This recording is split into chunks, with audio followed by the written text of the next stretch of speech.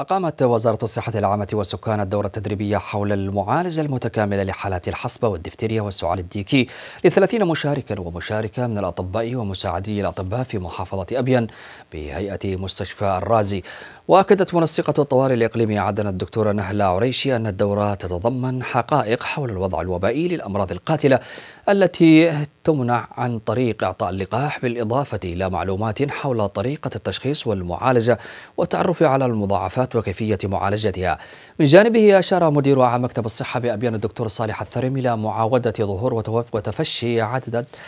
عدد من الأمراض مثل الحصبة والدفتيريا والسعال الديكي، وحدوث حالات وفيات لبعض الأطفال بسبب عزوف الآباء والأمهات عن تطعيم أطفالهم بسبب تشكيكهم في مأمونية اللقاحات.